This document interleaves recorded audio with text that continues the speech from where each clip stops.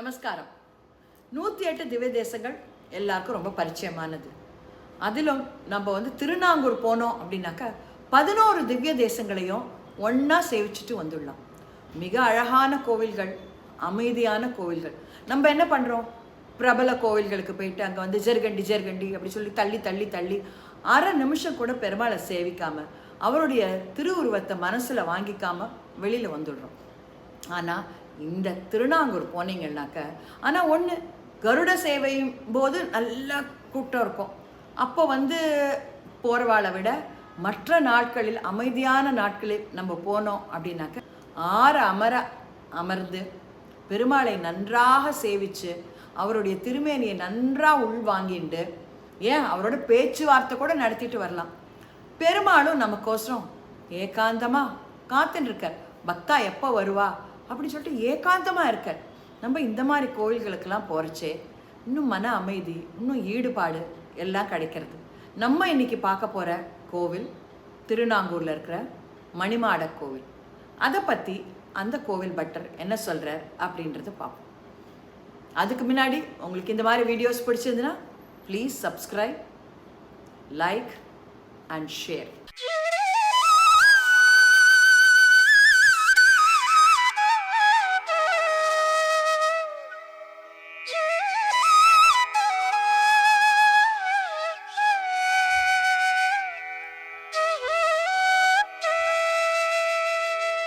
நமஸ்காரம். நம்ம இப்போ எங்கே இருக்கோம் அப்படின்னா திருநாங்கூர் திவ்ய தேசமான மணிமாட கோவிலில் இருக்கோம். இந்த ஊரில் பார்த்தீங்கன்னாக்க 11 திவ்ய தேசம் இருக்குது. எல்லாம் அருகாமையிலே தான் இருக்குது. ஆனால் ரொம்ப என்ன சொல்கிறது, ஒரு கிராமத்தில் இருக்கும் ஒரு சூழ்நிலை தான் இங்கே இன்னமும் இருக்குது. சேவாதிரிகள்லாம் ரொம்ப கம்மி. இந்த கோவிலை சேவிக்க வரணும்னா ஒரு கைடு இருக்கிறது ரொம்ப பெட்டர். இல்லைனாக்கா தெரிஞ்சவா வந்தீங்கனாக்கா நீங்கள் உங்களுடைய மற்ற உற்றார்களோ உறவினர்களோ அழைத்து கொண்டு வாருங்கள். ஆனால் எல்லாமே ரொம்ப அமைதியான கோவில், ஒரு கிராமத்து சூழ்நிலையில் இருக்கிற மாதிரி ஒரு கோவில். நிறைய மங்களாசாசனம் பண்ணப்பட்ட கோவில்கள், திருமங்கையாழ்வாரால் மங்களாசாசனம் பண்ணப்பெற்ற கோவில் இது. பட்டர் நம்மளுக்கு சொல்லுவார். அதை பற்றி இன்னும் கொஞ்சம் இந்த கோவிலை பற்றி நம்ம நிறைய கேட்போம். இன்னைக்கு நம்மளோட மணிமாட கோவில், அதாவது திருநாங்கூர் திவ்ய தேசத்திலிருந்து நாராயண பட்டர் அவர்கள் இங்கே இருக்கிறார்கள். அவர் இந்த கோவிலோட ஸ்தல புராணத்தை நம்மளோட கொஞ்சம் பகிர்ந்துக்கலாம் அப்படின்னு வந்திருக்கார். நம்ம அவர்கிட்ட கேட்டு தெரிஞ்சுப்போம். நமஸ்காரம். கோவில் பற்றி கொஞ்சம் நம்ம நேயருக்கு சொல்லணும். மூலவர் திவ்யதேசம் பேர் மணிமாட கோயில் அப்படின்னு பேர். 108 வைஷ்ணவ திவ்யதேசத்தில் 32வது திவ்யதேசம். திருமங்கியாழ்வார் திவ்யதேசத்துக்கும் இங்கே 10 பாசுரம் மங்களாஷ்டம் பண்ணியிருக்கார். 10 முதல் பாசுரமே ரந்தா விளக்கே அளத்தற்கரியாய் நரநாரணனே கருமா முகிப்போல் என் தாய் எமக்கே அருளாய் என நின்று இமையோர் பருவமிட மெத்திசையும் கந்தார வந்தேன் இசைப்பாட மாடே களிவண்டு பேற்று துய்ந்து வந்தாரம் நின்று மணமல்பும் நாங்கூர் மணிமாட கோயில் வழங்கமனேன்னு திருமங்கியாழ்வார் 10 பாசுரம். மூல பெருமாள் பேர் பத்ரிநாராயண பெருமாள் திருநாமம். இந்த பெருமாள் பத்ரிநாத்துக்கு சமமான கோயில். விமானம் பிரணவம் குத்வா வேதாஸ்வம் பிரம்மசாரதி இந்தர புஷ்கரண தீரே பகவான் பூதபாவனகான் சலப்பான ஸ்லோகம். தைலக்காப்பு திருமேனி. பெருமாள் வீட்டிருந்த திருக்குளம்.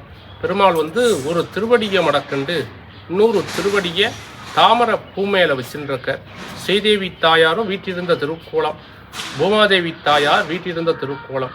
உற்சவர் பேர் நாராயண பெருமாள் அப்படின்னு திருநாமம். பெருமாளுக்கு என்ன விசேஷம்னா தட்சிணாயனம் உத்தராயணம் சொல்கிறோம் இல்லையா, அது இந்த பெருமாளுக்கு மாத்திரம் கிடையாது. ஏன் இந்த பெருமாளுக்கு மாத்திரம் அப்படி கிடையாது அப்படின்னா, இந்த பெருமாளுடைய விமானம் ஸ்ரீரங்கம் ரங்கநாதர் பெருமாளுடைய விமான அமைப்பு. ஓம் என்ற அமைப்பில் விமான அமைப்பு இருக்குது. இந்த அமைப்பில் 3 துவாரம் இருக்குது.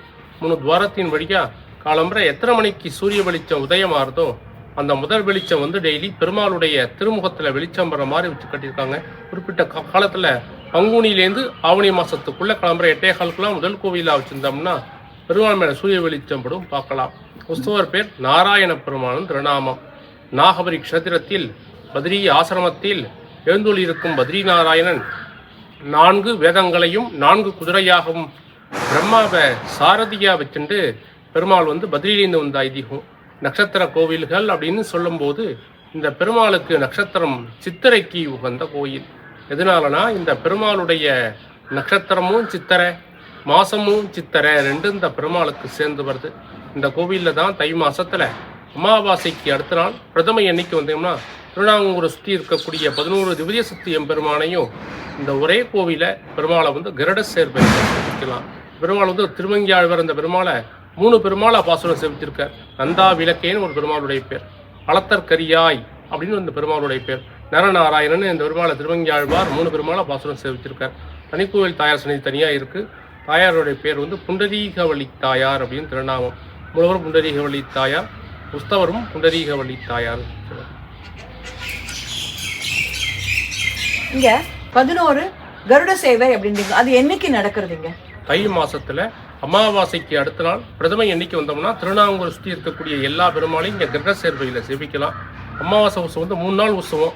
அமாவாசைக்கு 1 நாள் உற்சவம், பிரதம அன்னைக்கு துதி அன்னைக்கு 3 நாள் உற்சவம். அமாவாசை அன்னைக்கு திருமங்கியாழ்வார் அந்த திவ்யதேசத்தில் போய் எல்லா பெருமாளையும் மங்களாசாசனம் பண்ணிட்டு வர்றதுன்னு ஒரு உற்சவம் ஒன்று. அடுத்த நாள் வந்து திவ்யதேசத்தில் இருக்கக்கூடிய எல்லா பெருமாளும் அந்த சன்னதிக்கு ஏழ்றது ஒரு மங்களாசாசனம் ஒன்று. பாக்கி ஊருக்கு போகும்போது திருவள்ளக்குளம் அண்ணன் பெருமாள் புகைச்சாலையெல்லாம் மங்களாசாசனம் 3 நாள் உற்சவம் நடந்துட்டுருக்கீங்க. இந்த கோவிலுக்கு எப்படி வர வழி எது சுலபம்? சீர்காழி வந்துட்டு சீர்காழி நம்பர் 16 கீழ மூவர்கரை அப்படிங்கிற பஸ்ஸில் ஏறினோம்னா திருநாங்கூர் அப்படிங்கிற ஊரில் இறங்கிக்கலாம். மயிலாடுதுறையிலேருந்து வந்தோம்னா நம்பர் 28 ரமணி பஸ் சர்வீஸ்ன்னு இருக்குது. அந்த பஸ்ஸில் ஏறினோம்னா நாங்கூர் மாவட்டத்துலேருந்து நாங்கூரில் வந்து இறங்கிக்கலாம். இது வந்து எந்த ஊர்லேருந்து எந்த ஊர் போகிற வழியில் இருக்குது மாமா? இது வந்து நாகப்பட்டினம், சீர்காழியிலேருந்து நாகப்பட்டினம் போகிற வழியில் அண்ணன் பெருமாள் கோயில் அப்படிங்கிற ஊர் இருக்குது. அங்கேருந்து 2 கிலோமீட்டர் நாங்கூருங்கிற ஊரில் அந்த ஊர்.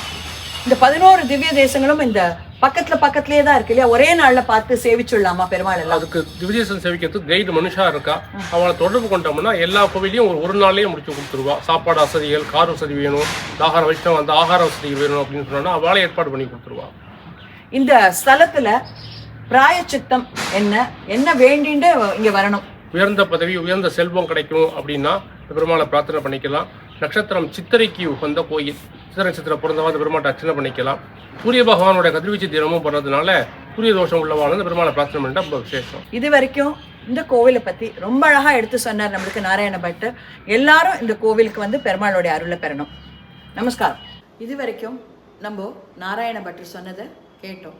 ரொம்ப பிரமாதமாக இருந்தது இல்லையா? ஸ்தல புராணம், பெருமாளும் அவ்வளோ அழகாக பிரமாதமாக இருக்கு.